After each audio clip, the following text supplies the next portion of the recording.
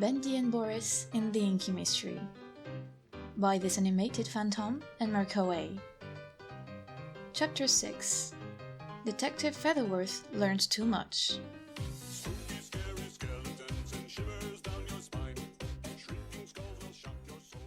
Bendy tensed and reached for the darkness around him.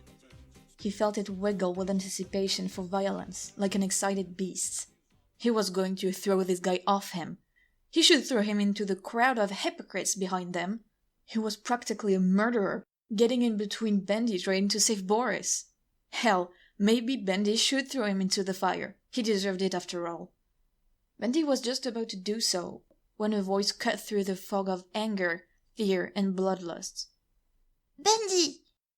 Bendy snapped his head around as best he could from his position in the dirt. There was his little brother, standing amongst the crowd of onlookers, not locked in the raging inferno before him. He looked, terrified, at the fire, then at Bendy and back again. He started for Bendy until a cop got in the way. "He's okay."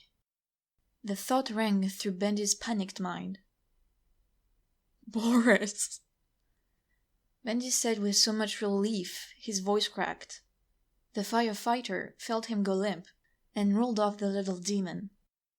Bendy sprung to his feet and threw himself at his brother without a thought for anything else. Boris yipped in surprise and fell to his knees, dragged into Bendy's shaking arms. "You're okay. You're okay. Oh, thank God you're okay. I thought you weren't there and I didn't know what to do. You're okay." Bendy blubbered incoherently. "Sir!" Someone barked behind them, sounding alarmed. "It's okay," Boris said to them. "He was just scared." Boris turned his attention to his brother. "Bendy, what happened? How did this happen?" I don't know, bro. I'm just so cussing glad you're here." Bendy's death grip twitched at the thought. Boris returned a hug until Bendy pulled back suddenly. "Where were you?" he demanded, his fist balled up in Boris's shirt. Boris's folded ears twitched. "I was getting you a surprise gift for getting the new job. I thought you deserved it, so I dropped it off at home before heading back here. Then I saw the smoke and started running." He hesitated, and a hurt look passed over his face. "That's when I saw you. Bendy, what were you going to do?" Bendy felt shame drape over him like a curtain. He had lost it back there. If Boris hadn't called out to him, he would have done something he would have regretted. But at the time it hadn't mattered. "I was going to try and save you. I thought you..." Bendy shook his head. He couldn't say it. "Really? 'Cause it looked like you were gonna tear that firefighter apart. I've never seen you like that before, Bendy. Are you okay?" Boris moved a hand to his shoulder with concern. Bendy looked at Boris's wide, honest eyes. How could he be okay? He thought he had lost his little brother, the only family he had in the world. There was no way he would be okay. Movement behind Boris caught Bendy's attention. He realized the crowd had its attention turned to the two of them. They had backed away. They looked at him in fear and hesitation, like he was a dangerous wild animal. They acted like he would attack if any of them made the wrong move. Oh, what the hell had it looked like to cause this much fear? His eyes shifted back to Boris. He didn't look scared, just worried. Sweet, kind Boris. How did Bendy get so lucky? At that moment, Bendy wanted to cry. He didn't deserve such an understanding brother. Not when he was acting like a... "Hey, what in the world?" Bendy looked up to see Featherworth and Ringtail finally get to them. "Where's the fire?" Ringtail asked. Featherworth thumped her lightly on the head. "Bad taste," she said. Ringtail rubbed the spot on her head and looked sheepish. "Yeah, that one was bad, sorry." She apologized. "Officers!" A sheep turned to them. "Shouldn't you do something? That was dangerous, wasn't it? He was going to attack." A hard glint entered the other police officer's eyes, replacing the hesitant fear. Featherworth stepped forward. "Do we have any probable cause to take him in?" she challenged. He faltered, surprised. Well..." "He didn't hurt anyone. You have no ground to take him in," she stated coldly. The other cops backed down with nods and reluctance. The crowd started to mutter. Ringtail shot the spectators a confused and slightly insulted look. "Come on, you two. Let's find somewhere you can sit down and relax after a near-death experience," Ringtail stated loudly so the crowd could hear her. She ushered them to the ambulance where Pete was wrapped in a blanket, scowling at the now dying fire. A couple of flames jumped around windows, trying to get the blaze going again, but the firefighters were beating them back until they gave out their last hisses of protest under the spray. The building still groaned ominously with the promise to collapse any second. "You two, you didn't have anything to do with this, did you?" Pete narrowed his eyes at the brothers. His burned fur gave off a charred smell that almost had Boris's eyes watering. Boris pulled a face and covered his sensitive nose. "Why would we do something so stupid?" Bendy rolled his eyes. "Yeah, why would I want to burn down my job?" Boris asked. "I love being a mechanic." "A likely story. Or maybe you wanted to get revenge for me firing your brother," Pete claimed loudly. The detectives shared a look. "Hey, by the way, Petey boy, why did you have an accident report when you fired me? That car wasn't in our shop to be fixed," Bendy asked with a sharp glare. Pete huffed. "I don't need to tell you nothing." "Huh, how odd," Bendy said. "I'm sure the police would be interested to hear about it." Pete gave him a deathly glower, then glanced at John and Rachel, who watched on bemused. He turned back to Bendy. "You think you're smart, eh? We'll see. Don't forget who taught you all you know about mechanics," Pete said. Bendy snorted. "You barely could change a battery. We had to go find real mechanics and come back to show you." Bendy sneered. Ringtail barely held back a barking laugh of surprise. Pete laughed and denied. "The things you say, boy." Bendy growled and clenched his fists. "Bendy!" Boris gave Bendy a look. He backed down with the warning. It was then that Snotefur approached with a canister in hand. He came up to Pete. "We found what started the fire." He lifted the canister. "This was no accident." "Really?" Ringtail looked alarmed. Pete shot up. "What did I say?" he bellowed. I knew it! I knew it!" He suddenly turned on Bendy and jabbed a finger into his chest. "You tried to kill me!" "What?" Bendy jumped at the jab. "Are you nuts?" "Bendy didn't do anything." Boris stood between the two. You were probably in on it too. You're both guilty. Confess!" Pete demanded. "We didn't do anything, you cad." Bendy stood on the ambulance back door entrance, to be almost Pete's height. He glared daggers at the Sneaksby over Boris's shoulder. "That's enough." Featherworth cut in from beside Ringtail. Her stern look silenced everyone for a heartbeat. "What's all this?" A second pig in uniform approached. "Chief's Hawksman, seems we have a case of arson here," Officer Snotefur stated. "And I know the one that did it too," Pete stated, turning his back to the brothers to look at the chief. He threw a casual thumb over his shoulder to indicate them. The pig looked to the brothers and narrowed his beady eyes. "Oh, and what makes you say that?" the chief asked before either brother could deny it. "They're the only ones that have a reason to hold a grudge against me. I fired the pipsqueak last week. He nearly decked me back then," Pete said. "Everyone else loves me. These two, though, they're violent." Bendy bristled. That's a cussing load of hogwash, you low down. Watch it, boy. The chief glared at Bendy. There's no evidence of that, Ringtail pointed out in a flat tone. She and John stood off to the side, making sure to keep an eye on everyone. I demand they be arrested for destroying my business and attempting to send me up in smoke, Pete said. We aren't arresting them, sir, Ringtail said evenly. Now hold a moment, detective. They're still suspects. We can't just let them go, Snotfer said. Ringtail seemed surprised she was talked back to. But you can't arrest them on these grounds, she argued. I don't need a city slicker raccoon telling me what to do, Snotfer huffed. Ringtail looked taken aback. These two are going down. She narrowed her eyes and fought the urge to flash her fangs in disgust.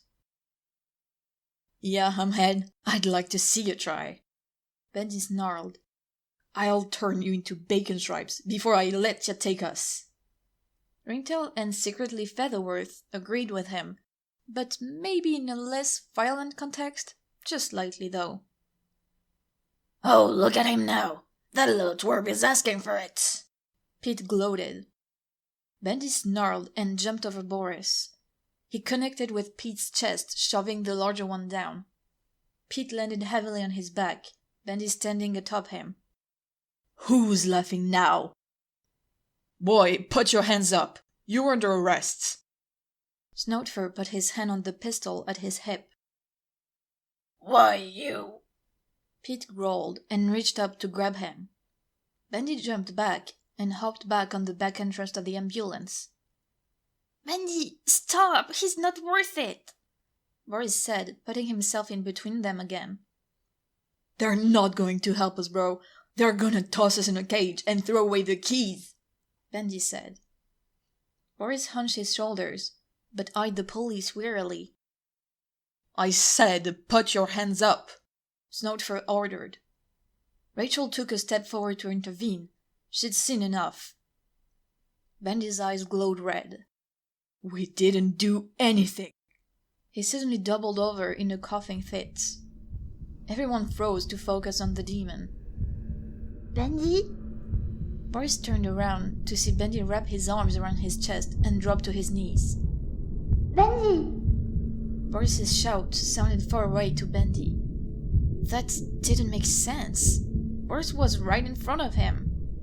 Bendy felt his chest take a flame. It was horrible. He couldn't breathe. It hurt too much. Was an elephant standing on him? What was this? What's wrong? Featherworth and Ringtail pushed forward, past the officer and Pete, to the brothers. I don't... Boris looked panicked between the detectives and his brother. This has never happened before. Boris! Bendy choked. Boris came closer. Bendy was forced to take a breath, but the pain was ebbing away. Boris, I think I'm okay now.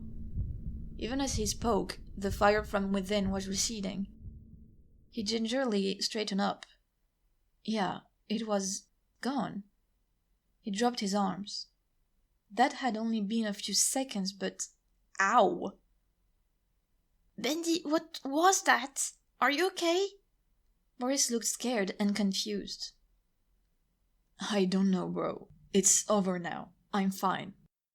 Bendy shrugged, looking down at himself. It might be best to take you to the hospital. Do you have any conditions you know about or injuries? Featherworth asked. I'm fine. I haven't even had a cold in forever.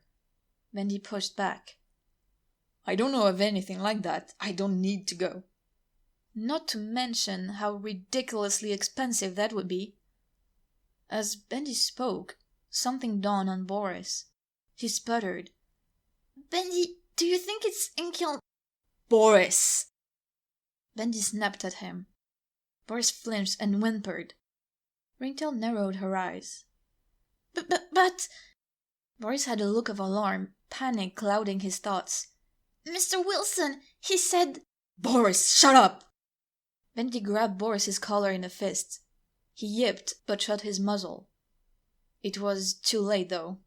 Both detectives caught it. Here, a heavy silence filled the space between the group. If one dropped a pen, all would have been able to hear it. Pete had no idea what was going on and watched on in confusion. The hogs shared a suspicious look. The detective stared at the boys. Boris realized what he had done in his panic and whimpered. Bendy prepared to run. "I think it would be best if the three of you came to the station for questions," Featherworth said evenly. "Ha!" Pete barked. His grin dropped just as suddenly. "Wait, 3?" Featherworth nodded. "For questioning. No one is being arrested, but we need to get to the bottom of this." "Why me? I don't need to be questioned. I'm the victim here," Pete raged. Ringtail curled her lip in an impressively fanged sneer. "Look, fat man, you have been pretty adamant that these boys started the fire, but I'm suspicious at why you're so loud about it. I think you could be hiding something." She hissed at him, her fluffy tail flicking back and forth. "What? That's crazy," Pete denied. "Prove me wrong at the station," she snapped. Before Pete could protest, he found himself being whisked away. Featherworth came closer to the siblings. "Thanks, Miss Featherworth," Boris said. "Don't thank me yet. You two are still suspects after all." She narrowed her eyes. "And you obviously know more on Winston than you let on." She already knew that, but for them to try so hard to cover it up was alarming. Bendy shot her an untrusting look. Boris's ears fell, but he remained smiling. "Still, you're giving us a chance. That's more than we could have hoped for." Featherworth's feathery brows knit together. "What exactly is it between you and the—" "Detective Featherworth." She turned around to see Chief Hawksman's beady eyes glaring at her. "A word." She reluctantly followed him away. She made certain that the boys were still in her sights. "We appreciate your help with the homicide, detective, but you have no reason to interfere with this crime scene or the suspects." "With all due respect, sir, one of your suspects is my only solid witness in my case. I can't simply let you do as you please with them," she answered. "You can always visit them in jail, detective," he said. Then his note turned into a smirk. "I can guarantee they won't be going anywhere." "And if they're innocent?" He snorted. "They're not." She narrowed her sharp eyes. He pulled his belt over his rotund belly. "Look, detective, I've known those two for years. They are trouble, and they are good enough to get away with it. They finally went for something big here, and they messed up. I'm sure of it. It's the slip-up we've been waiting for. Don't stick your neck out for them. It's only going to look bad on you. Don't do anything that would put your position in jeopardy, detective. I won't want you to lose it. It's not so black and white out here, after all." Featherworth felt her feathers ruffle at the veiled threat to her job. What was the meaning of this? The pig was making his way over to the two. Featherworth turned on her heels and intercepted. "I'll take them down to the station," she said quickly. He opened his mouth to protest, but Featherworth had already ushered them away. He snorted in frustration. "You need to tell me what the problem between you and the cops is before we get to the station," Featherworth said tersely, nearly snapping. Bendy narrowed his light eyes. "Why? What did he say?" The detective helped the boys through the slowly dispersing crowd. Featherworth looked at him seriously.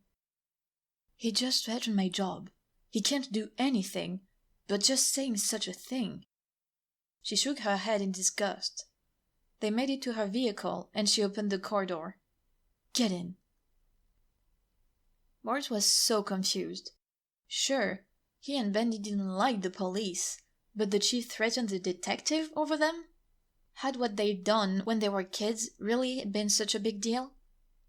"Start talking," she ordered as she started the car. Her tone left no room for argument. Boris and Bendy shared the look. "No secrets this time either. Give me the whole truth. You can trust me with that." They shared another look before Bendy sighed and shrugged in defeat.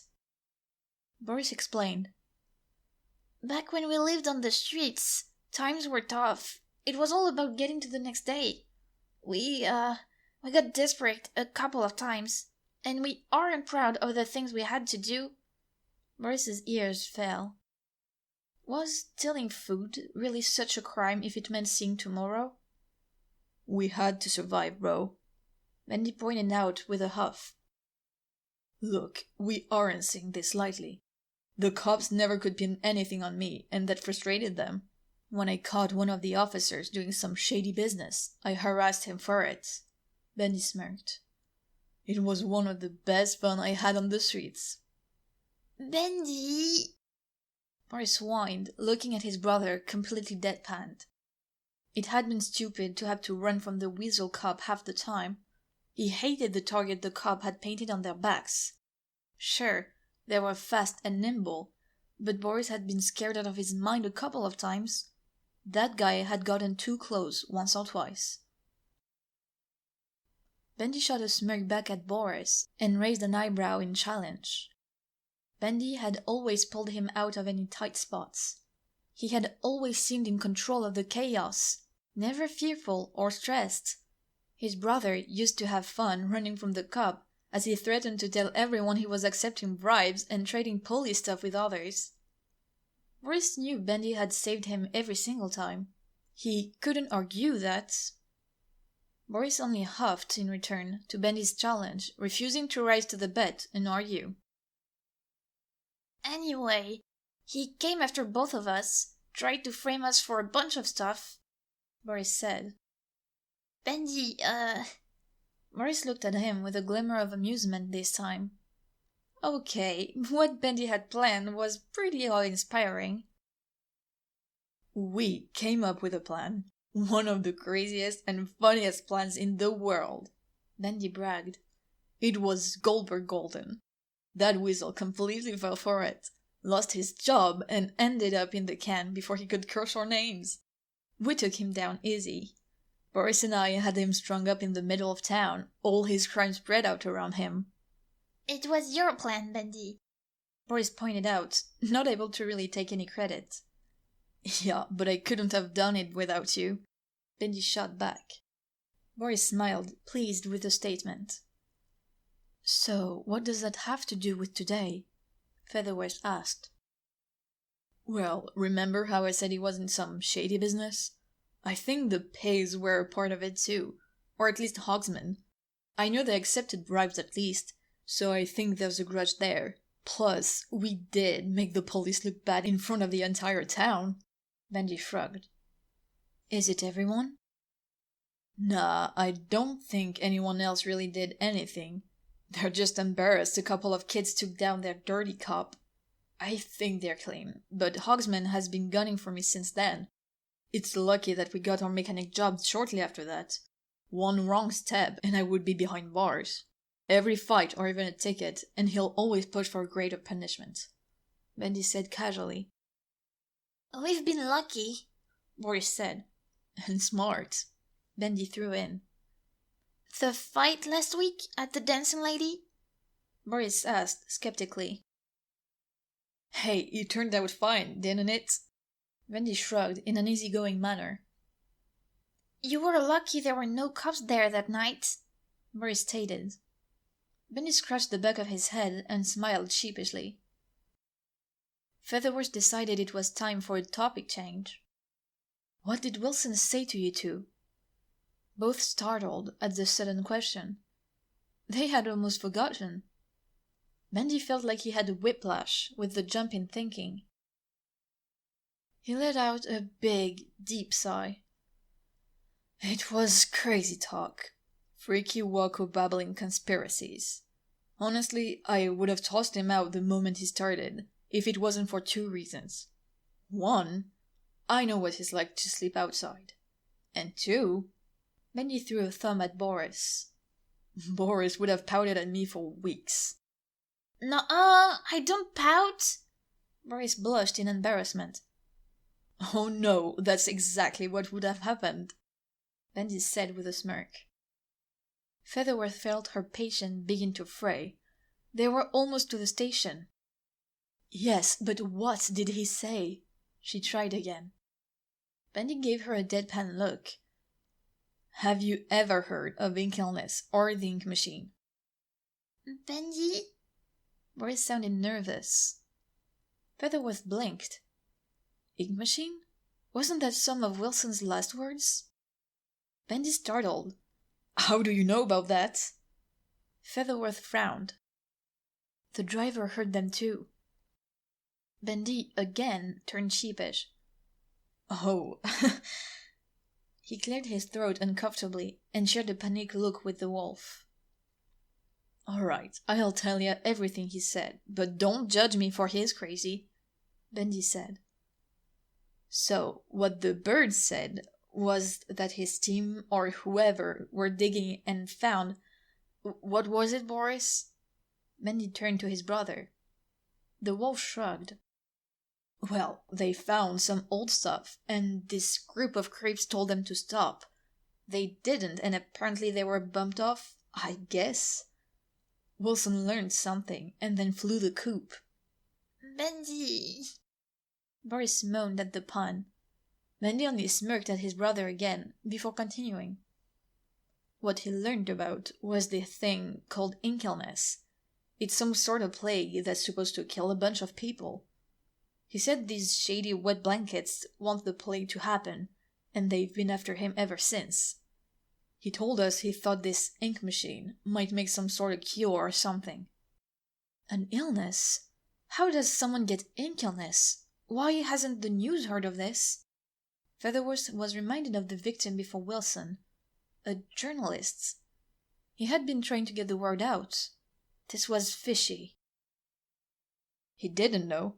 Doesn't sound like it's hit a lot of people, so docs and news don't know it's a big deal. Bendy shrugged. Boris shot him a look that Featherworth noticed. What was that look? Frustration? Fear and concern?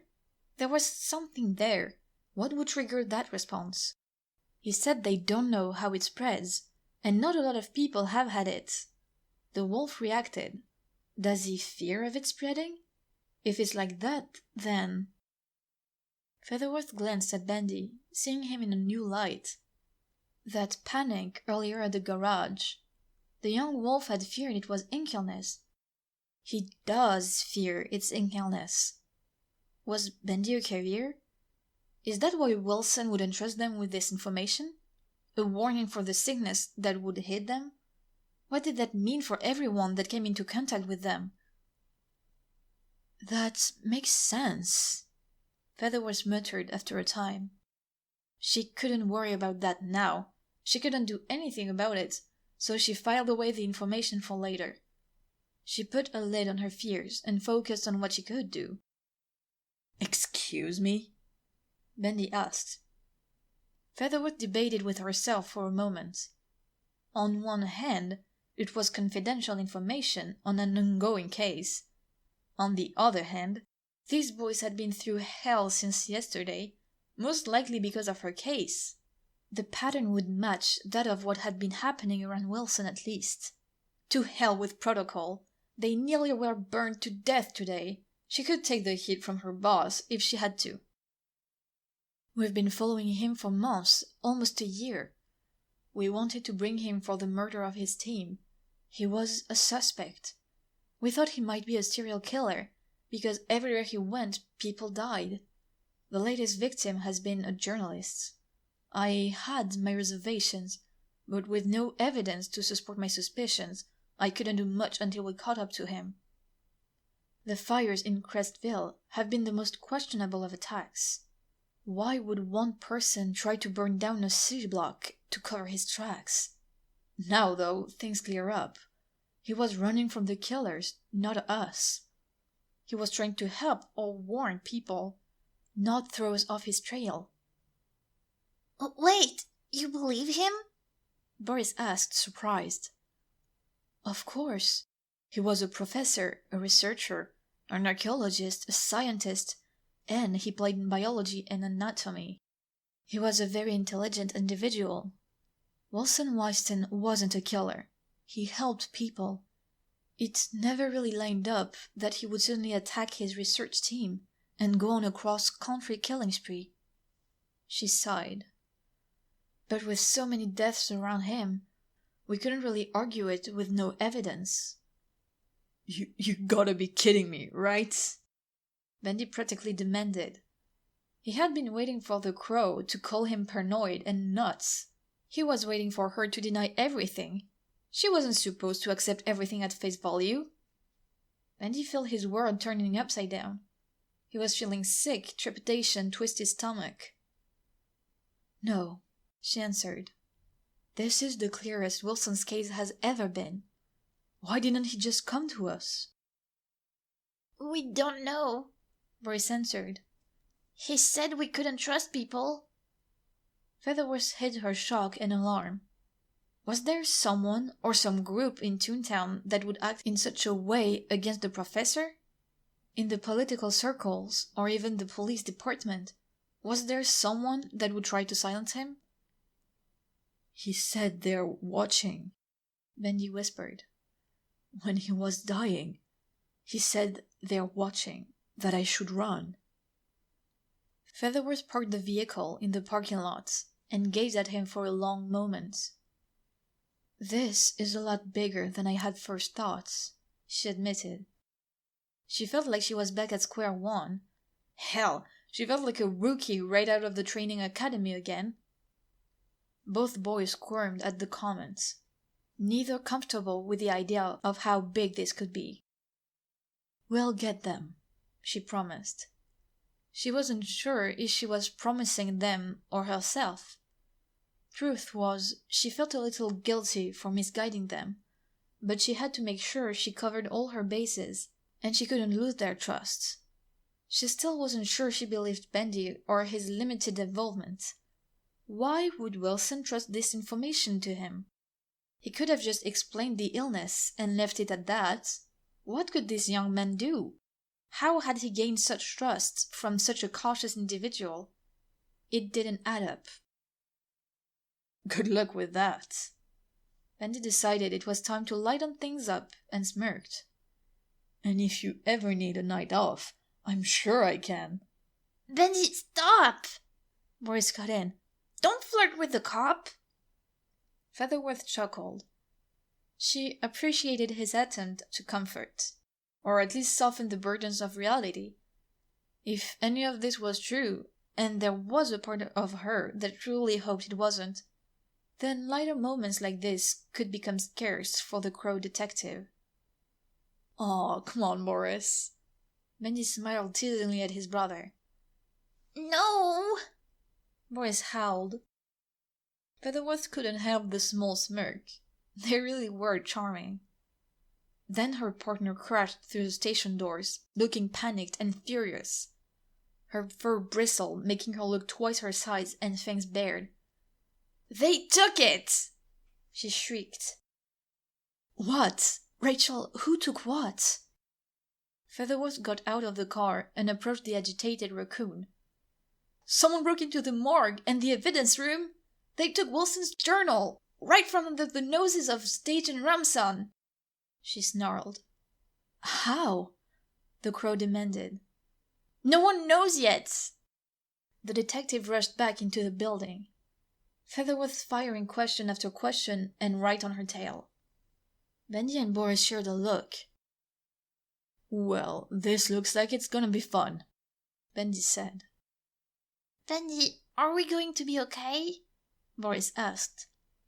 Of course, we're just going to be asked a ton of questions, then go home, Bendy said. Boris's ears fell. What about what happened to you earlier? I'm okay now, Bendy stated. Boris didn't look assured. He stared at the ground dejectedly. Bendy frowned when an idea hit him. Come on, bro. Where's my happy little wolfie? Bendy asked. Boris's lips twitched. He didn't look up.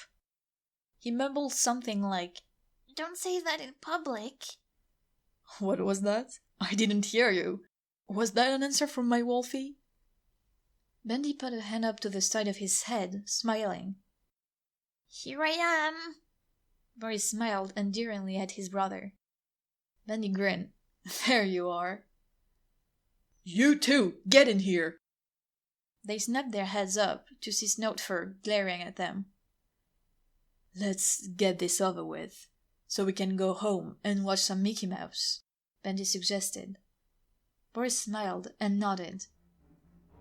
Even though neither of them were excited about what was surely going to take the next few hours of their lives, both knew that they had each other. That was enough for them.